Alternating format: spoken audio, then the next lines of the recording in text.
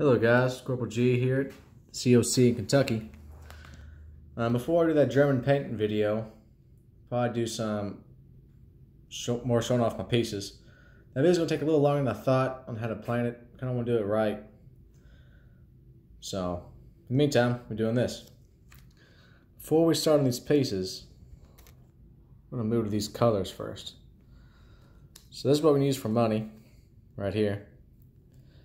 Gray means 1, green 3, red 5, blue 10. And it's the same thing as our unit ships as well. And this is kind of a baseline for all of us, for all the units to be represented. So gray being the lowest and blue being the highest. It's kind of like our infantry over here. So obviously you see the gray, green, red, blue. That's how we kind of class our units real quick. But other than that, let's get started here. First, we got our facilities again. Fortifications from D-Day. They're probably molds. That one is a mold. Historical board game, coastal artillery.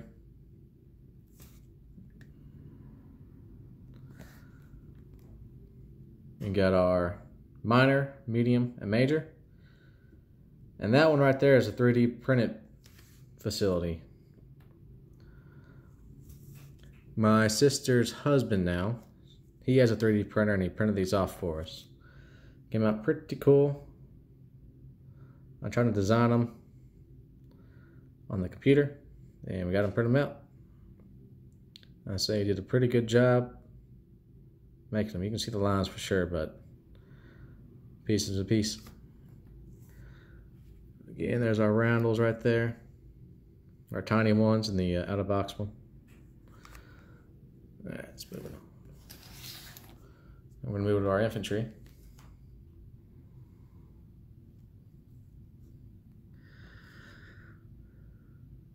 Alright, yellow is our militia. Kind of just like how the historical board game there, militia tokens are yellow. Came from the 1914 Axis and Allies. Painted them up. Again, got a little nail right there.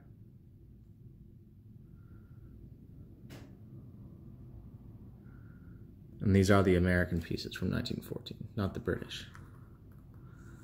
Then we got our standard infantry. And these are kind of like painted probably the same time as my Japanese infantry. So they got that wood stain on them. And the bases, I do know that the stars aren't straight up and down. They're the jagged, the new version of the flag. But that's the only one I could find really that would not be distorted when I make it that small. But it is what it is. I think it turned out good anyway.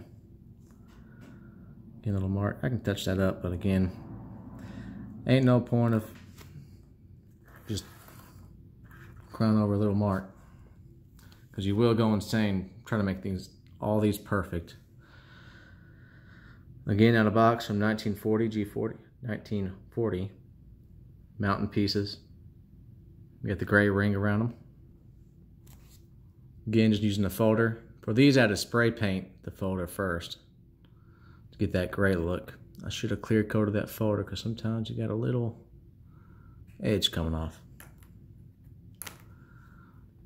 And then we got our airborne. And some of our uniforms are different. This is a lighter green. But I think with that base, you're always going to know who's who. Don't have to worry about getting anybody confused here. Go with our Marines. So we got our normal Marines with the, I forgot what camouflage that is. There's a woodland version and I want to say desert version, but I couldn't tell you. I just did their helmets, so they have a little bit of distinction to them. Then the Elite Marines. I tried to do the same camouflage of the helmets, but I definitely use a different base color. I wish I could tell you what I used, but I did not write that down. Note to self, when you start painting these pieces, it's probably a good idea to take some notes on which colors you used. Alright, here's some artillery pieces. Again, 1940 anti-aircraft guns, 1940 artillery, historical board gaming, advanced artillery, self-propelled, then those bad boys. I think those are pretty slick looking right there.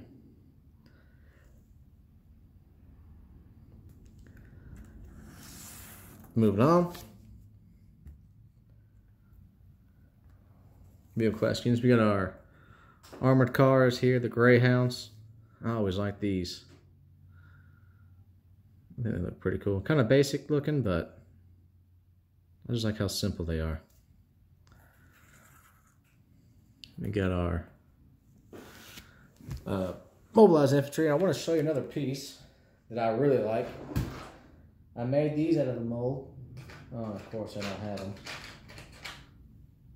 But I will. You guys might recognize these pieces right here. That is that D-Day or Axis Now's Battle of the Bulge truck right there. And they are ridiculously expensive. But as you can see, the backs are a little different. I actually made a mold and I casted this piece. I also did the ones for the Germans. I do have some for the Americans. I just don't know where they are right now. Because I really like these. Really, really do. Moving those on. Got the mechs, got the out-of-box one.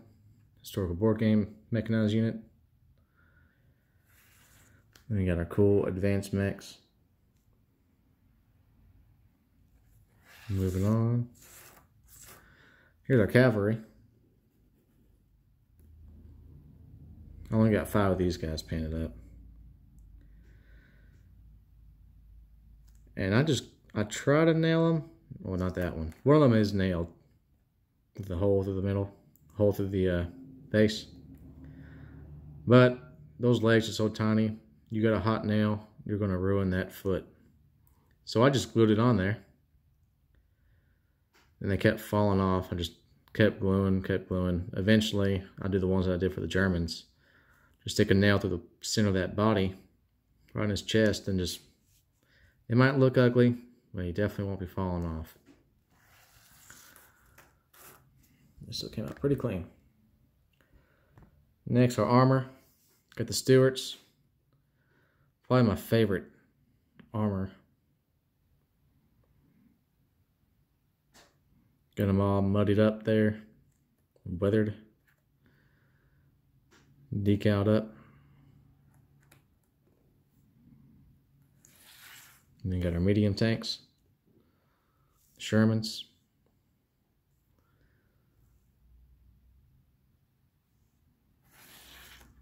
Tank destroyers.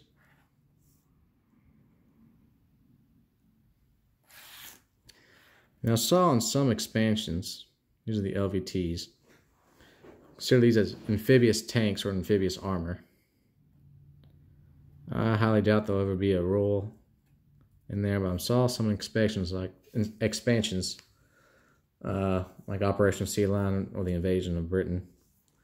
They had those amphibious tanks, so might as well get them ready for the future. I just gotta make some molds out of the German ones. I gotta buy a piece for the Japan.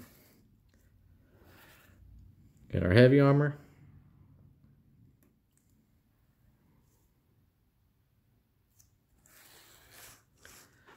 Alright, moving on to aircraft.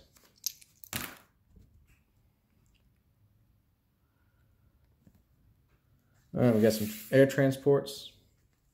Don't have any decals on these, because I want to put the invasion stripes, you know, the white, black, white, black, white, or vice versa, on the wings.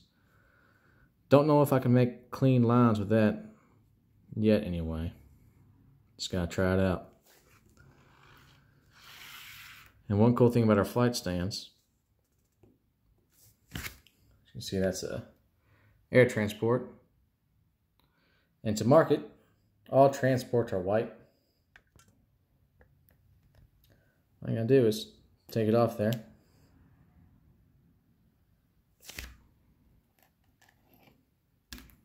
There you go. So you just pull a flight stand right out of the batch, flop it on there, say, hey, I'm about an air transport. And there you go. Now you know what it is. Now everyone knows what it is because every unit's different for each nation. So this just helps the guys know what kind of class it is at least. So again, white's the lowest, followed by gray.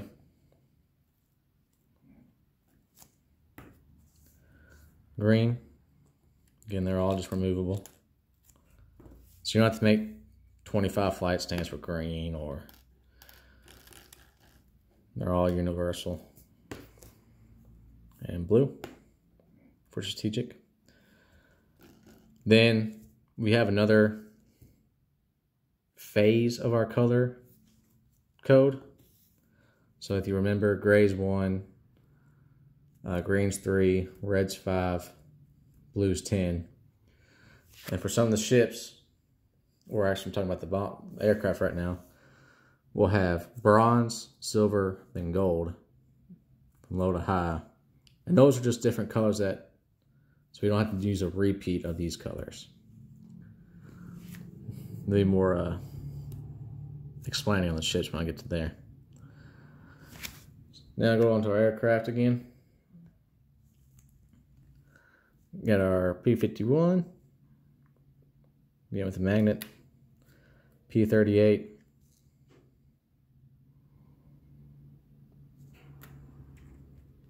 P-40,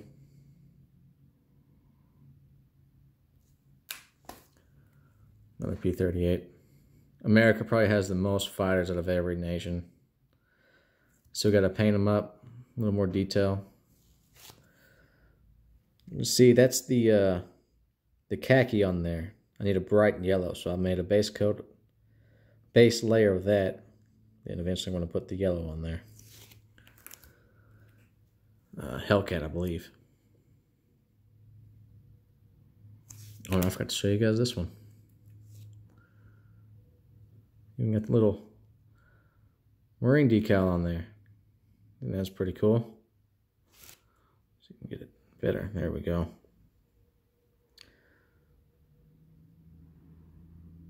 Don't want to mess with that one, I bet you. Alright, tactical bombers. Kind of a variety. We got the naval ones, army ones, and of course the silver army. Get a little variety in there so you don't have to worry about having army planes or a P-38 on an aircraft carrier. You can actually kind of do it somewhat correct. Early war fighters, just out of box. I might paint them up later. That's pretty good green. Got the jet fighters.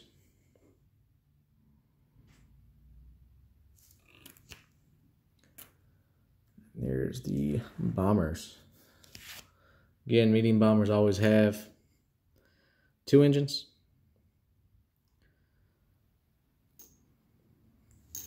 Need to finish. Some of these aren't all painted up. Got to do the windows and everything. They will eventually. When time will tell. Then we got the classic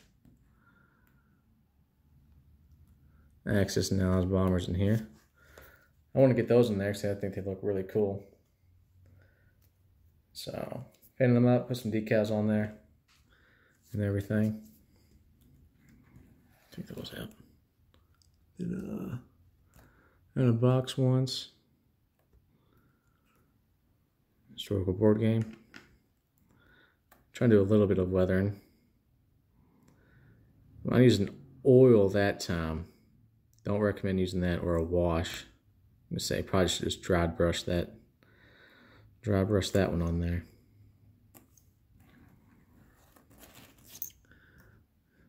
Here's what I'm saying about the heavy ones. So usually my heavies will have 6 engines, but everybody can kind of tell those are definitely heavy. Moving on to some ships, which they're not painted. But I did bring them out to kind of tell you guys more about our color code here. Transports will be white with the white tip. Submarines, you kind of know it's a submarine. Here's that Japanese one. This America doesn't have any. Destroyer, gray tip. Again, starting from the bottom.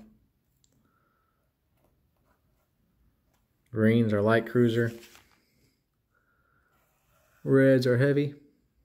Then blue is the battle cruiser. Then you got your aircraft carriers, your light or your escort. Fleet, then your heavy one.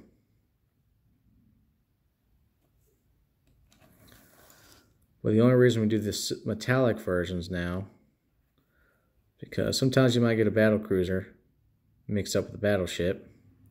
You don't want to restart your color scheme here. So, just less confusing. It'll be better to tell them apart.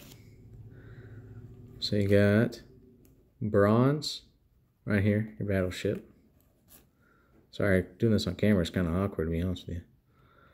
Silver, fast battleship.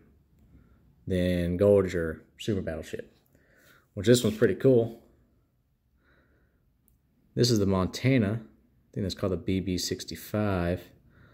But in the works, they had the BB-66, which was the U.S. Kentucky. So obviously, I made one. But it was never built. It was scrapped. The war was pretty much over. But that was supposed to be the biggest ship of the U.S. fleet, I believe. So, obviously, I had to get that one. Being from Kentucky and all. You got little fleet markers. I did have a little flag in there. That one popped off. You see, there's a little pinhole. Those are the original ones. Original. But these are really easy to make a mold too. Just a one-piece mold. Glue it right on there. Make a little frame. Pour in your silicone. Let it cure. Pop this bad boy out. Then just fill that little mold up. Let it dry. You can pop these out real quick. That's it for that one. But I want to show you one last thing. Here's the tokens to the American minorities at war. Just for you guys who don't have it, you can get a little glimpse of it. We have not played with it yet. Apparently America has to be at war to buy them. That kind of takes forever. So we might allow them to buy it a little bit early in the game, just to get it started with, to actually see what it is. But that's about it. That's a big old pile of mess right there. I'll try to get that painting video up for you guys. But in the meantime, got nothing for you. Catch you later.